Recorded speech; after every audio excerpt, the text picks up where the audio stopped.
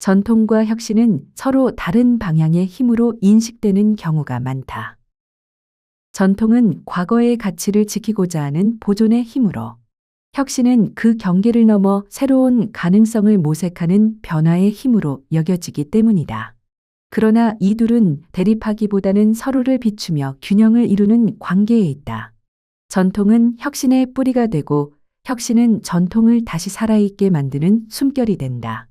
이번 강의에서는 전통과 혁신의 긴장과 조화 속에서 인간의 사유가 어떻게 확장되고 문화가 어떤 방식으로 새롭게 태어나는지를 살펴본다.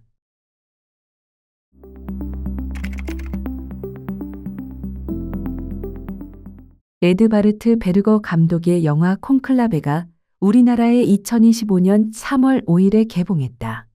이 작품은 로버트 해리스가 2016년에 발표한 동명 소설을 피터 스트로원이 각색한 것이다. 콘클라베라는 제목은 라틴어 콩과 클라비스에서 유래하며 교황 선거가 외부와 완전히 차단된 공간에서 자격을 갖춘 사람들만 참여해 비밀리에 진행되는 것을 의미한다. 교황이 예기치 못한 죽음을 맞이한 뒤 추기경들이 바티칸에 모여 새로운 교황을 선출하는 콘클라베가 시작된다. 콘클라베를 주관하는 로렌스 추기경은 교회가 과거에 얽매이지 않고 미래를 향해 나아가야 한다고 주장한다.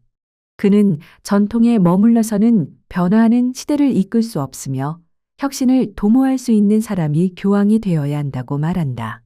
이 영화는 새로운 시대에 맞는 교회의 리더십이란 무엇인가라는 질문을 던지며 전통과 혁신이 서로 대립하는 개념처럼 느껴지게 한다. 전통은 청산해야 할 낡은 것, 혁신은 적극적으로 맞이해야 할 새로운 것으로 대비되기 때문이다. 그러나 전통과 혁신의 관계를 그렇게 단정 지을 수는 없다. 영국의 시인 T.S. 엘리엇은 전통과 개인의 재능에서 시인은 과거의 죽은 시인들과 맺는 관계의 평가를 통해 자신의 의미를 획득한다고 말한다. 사람들은 한 시인을 높이 평가할 때 흔히 그의 작품에서 개성적인 면을 찾아내려 하지만 아이러니하게도 그 개성은 이미 과거의 시인들이 말했던 것 속에서 비롯된 것임을 깨닫게 된다. 그래서 엘리엇은 전통을 단순히 과거에 고정된 유물이 아니라 현재의 시인이 과거와 끊임없이 대화함으로써 새로운 의미를 창조하게 하는 살아있는 질서로 보았다. 물론 그렇다고 해서 전통을 앞선 세대의 방식을 맹목적으로 혹은 소심하게 답습하는 것이라 할 수는 없다. 기존의 작품들이 형성해온 질서는 새로운 작품이 창조됨으로써 영향을 받고 그 결과 전체의 질서가 다시 조정되는 과정을 보여준다. 이처럼 현재가 과거에 의해 형성되듯 과거 또한 현재에 의해 끊임없이 수정되고 새롭게 의미화된다. T.S. 엘리엇은 전통과 혁신의 관계를 백금에 비유한다. 그는 이산화황과 산소가 결합해 삼산화황이 되는 화학 반응을 예로 들며 이를 설명한다. 백금은 두 물질이 결합하도록 반응을 촉진하는 촉매로 작용한다. 그러나 백금은 이러한 반응을 가능하게 하지만 반응의 결과물 속에 백금의 성질은 스며들지 않고 반응이 끝난 뒤에도 백금은 스스로 변하지 않은 채 그대로 남아있다. 이처럼 기존의 것이 새로운 것을 가능하게 하면서도 그 속에서 직접적으로 드러나지 않는다는 점에서 엘리엇이 제시한 백금해에는 전통이 혁신의 산물 속에서 사라지지 않고 끊임없이 작용하고 있음을 보여주는 것이라 할 수 있다. 즉, 기존의 것이 새로운 것으로 나아가더라도 그리고 새로운 것에서 기존의 것이 전혀 발견되지 않더라도 전통은 여전히 잔존하며 새로운 것의 발판으로 기능한다는 것이다. 전통과 혁신에 대한 견해가 서양에서만 제시된 것은 아니다. 동양에서도 이에 상응하는 대표적인 사상으로 옹고지신이 있다. 공자의 논어 위정편에는 옹고이지신 가이위사의이라는 구절이 나온다. 흔히 앞부분을 따로 떼어 옹고지신이라는 사자성어로 사용한다. 본래 이 말은 옛것을 익히고 그것을 미루어 새것을 알면 그로써 남의 스승이 될 수 있다는 뜻을 지닌다. 여기에서 옹고는 이미 배운 과거의 지식을 거듭 익히는 것이고 지신은 그렇게 익힌 것을 바탕으로 새로운 것을 깨닫는 행위를 가리킨다. 다시 말해 과거의 지혜를 되새김으로써 현재의 문제를 이해하고 미래의 길을 탐구할 수 있다는 의미다.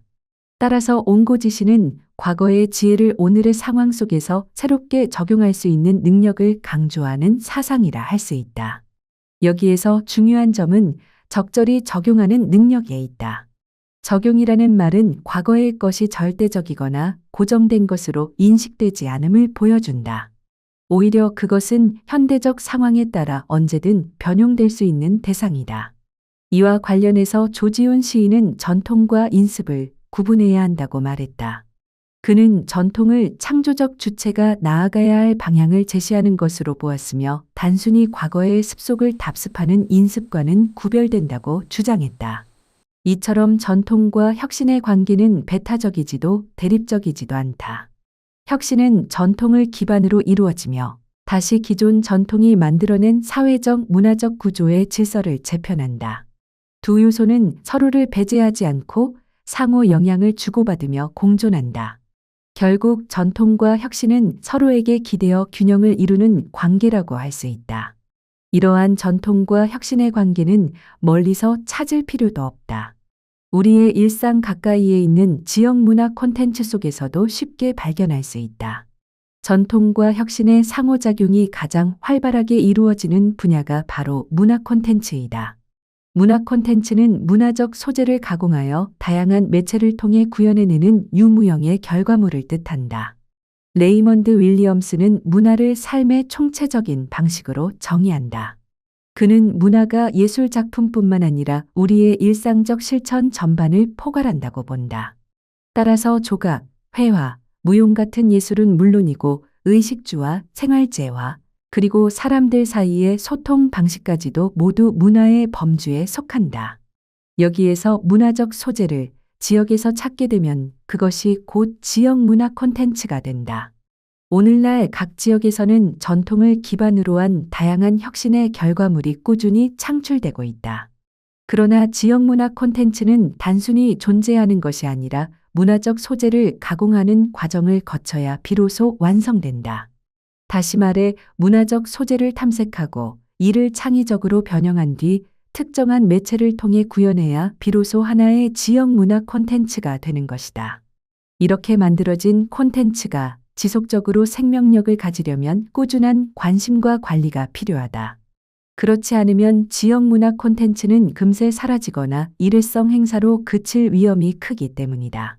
물론 지역의 전통을 바탕으로 세계적 경쟁력을 확보한 성공적인 사례들도 있다. 그러나 대체로 지역 문화 콘텐츠 개발은 성공보다 실패에 이르는 경우가 더 많다. 그 이유는 전통의 가치를 단순히 복원하거나 재현하는 데 머무르기 때문이다. 이제 우리는 안동의 대표적인 지역 문화 콘텐츠 사례를 통해 전통이 어떻게 혁신으로 이어지는지를 구체적으로 살펴보려 한다.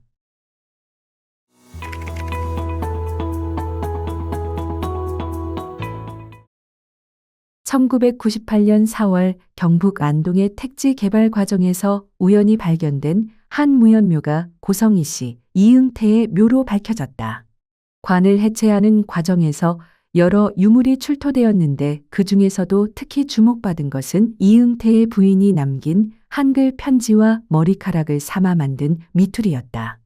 원희 엄마 콘텐츠는 바로 이 두 유물, 즉 원희 엄마의 편지와 미투리를 모티브로 개발된 문화 콘텐츠를 가리킨다. 원희 엄마의 편지는 16세기 한글의 실제 쓰임을 보여주는 귀중한 자료로 평가되며 함께 발굴된 복식은 조선 중기 안동 지역 양반의 의생활과 장례 풍습을 드러내는 학술적 가치를 지닌다. 원희 엄마의 편지는 세상을 떠난 남편에 대한 그리움과 이별의 슬픔, 그리고 절절한 절규로 가득 차 있다. 꿈에서라도 남편을 다시 만나기를 간절히 바라는 그녀의 마음은 머리카락을 삼아 만든 미투리에까지 이어진다. 편지와 함께 발견된 이 미투리는 원희 엄마가 자신의 머리카락으로 직접 삼아 남편의 관 속에 넣은 것이다. 편지는 일부 훼손되었지만 남아있는 글귀인 이신 신어보지도 못하고 라는 구절에서 그녀의 애틋한 마음을 충분히 짐작할 수 있다. 이렇게 미투리는 죽은 이를 향한 사랑과 이별의 아픔을 담은 단순한 유물이 아닌 죽음조차 가로막을 수 없는 사랑과 그리움의 표징이라 할 수 있다. 이러한 감정의 깊이에 주목한 내셔널 지오그래픽은 이 미투리를 소재로 한 다큐멘터리 사랑의 머리카락을 제작해 전 세계에 소개했다. 그녀의 헌신과 애틋한 정이 시대와 문화를 넘어 보편적인 감동으로 확장된 것이다. 전 세계적인 관심을 받은 이 편지와 미투리가 문화 콘텐츠로 발전하기까지는 학술적 탐구와 문학적 상상력이 서로 결합되는 과정이 있었다. 그 출발점은 김장동의 소설 450년 만의 외출이었다. 이 작품은 원희 엄마가 시집살이를 하던 16세기 말의 시대상을 배경으로 실존 인물인 이응태의 요절과 아내의 애틋한 사연을 중심에 둔다. 작가는 역사적 사실에 상상적 허구를 더해 조선 중기의 사회와 정서를 입체적으로 복원했다. 이러한 상상력은 원희 엄마의 편지와 미투리에 얽힌 이야기를 하나의 문학적 서사로 정립했고 이후 원희 엄마 콘텐츠가 확산되는 결정적인 계기를 마련했다. 원희 엄마 콘텐츠의 본격적인 제작은 조두진의 능소와 출간을 계기로 이루어졌다. 450년 만의 외출은 소설이면서도 학술적 성격이 강해 대중적 호응을 얻기 어려웠지만 이를 바탕으로 새롭게 창작된 능소와는 서사의 밀도와 감정선에 집중함으로써 폭넓은 독자층의 공감을 얻고 큰 반향을 일으켰다. 능소와는 450년 만의 외출과 마찬가지로 현재와 과거를 오가며 전개되지만 요절할 운명을 지닌 이응태와 능소화를 훔쳐 인간 세상에 내려온 원희 엄마 연희의 만남과 이별의 이야기에 중심을 둔다. 작품의 마지막에서 연희는 다시 능소화를 심으며 언젠가 재회하겠다는 약속을 남기고 그 다짐은 400년의 시간을 넘어 원희 엄마가 남긴 편지로 이어진다. 이로써 현실과 전설, 과거와 현재가 하나의 이야기로 엮인다. 원희 엄마 콘텐츠가 지역적 한계를 넘어 세계적으로 알려지게 된 계기는 애니메이션 미투리였다. 이 작품은 원희 엄마의 편지와 미투리를 모티브로 사랑과 그리움의 이야기를 영상적으로 재해석한 애니메이션이다. 세심한 고증과 다국어 제작을 통해 세계 어디서나 공감할 수 있는 작품으로 완성되었다. 2017년 전국으로 방영된 미투리는 지역의 이야기가 전국 단위로, 세계 단위로 나아갈 수 있음을 보여주었다. 봉정사와 하회마을, 국화밭을 배경으로 한 장면들은 안동의 아름다움과 정서를 함께 전하며 지역의 매력을 널리 알렸다. 일반적으로 문화 원형이라고 하면 과거에서 현재까지 이어져 온 특정 문화의 전형을 뜻한다. 그러나 원희 엄마 콘텐츠의 경우 그 서사적 원형이 오히려 450년 만의 외출과 능소화라는 현대소설에서 형성되었다는 점이 흥미롭다. 이응태 묘에서 출토된 유물이 하나의 문화자원이라면 지역 문화 콘텐츠 개발의 실질적 기반은 그 유물을 바탕으로 학술적이고 상상적으로 재구성된 이야기에 있다고 할 수 있다. 안동 지역의 정체성과 상징으로 자리 잡은 원희 엄마 콘텐츠는 매우 강한 확장력을 지닌다. 문학을 넘어 지역 공간과 결합하며 원희 엄마 테마공원, 능소화 거리, 월영교와 원희 엄마 테마길 등으로 구체화되었다. 이 가운데 안동댐 인근에 조성된 월영교는 원희 엄마의 미투리 영상을 본뜬 목조다리로 이응태 부부의 사랑을 기념하기 위해 세워졌으며 상사병 거리로도 불리는 테마길은 관광객에게 새로운 볼거리를, 지역민에게는 문화적 자긍심을 선사하는 장소로 자리 잡았다. 흥미로운 점은 월영교와 테마길이 실제로는 원희 엄마와 직접적인 관련이 없다는 것이다. 2003년 월영교가 처음 조성될 당시 이 지역에는 월영대와 음달골처럼 달과 관련된 지명이 많아 그 이름이 붙었을 뿐이다. 이후 다리에 목책이 부식되면서 개보수 작업이 진행되었고 2008년 재개통 과정에서 원희 엄마의 사랑 이야기가 월영교와 결합되면서 월영교와 함께 테마길은 새로운 상징을 획득하게 된다. 즉, 원희 엄마의 이야기와 무관하던 공간이 서사적 상상력과 결합함으로써 지역의 역사와 정서를 새롭게 되살리는 상징적 장소로 변모한 것이다. 이는 이야기가 물리적 공간을 변화시키고 현실의 장소에 새로운 감정적, 문화적 가치를 부여할 수 있음을 보여주는 대표적인 사례다. 원희 엄마 콘텐츠는 오늘날 안동을 대표하는 지역 문화 콘텐츠로 정착했다. 만약 이응태의 묘와 그곳에서 출토된 편지와 미투리를 단순히 보존하거나 전시하는 데 그쳤다면 지금과 같은 파급력은 얻기 어려웠을 것이다. 지역에서 발견된 유물에 서사적 호기심을 더하고 역사적 고증과 문학적 상상력을 통해 이야기를 만들었기에 비로소 그 유물은 문화자원으로 거듭날 수 있었다.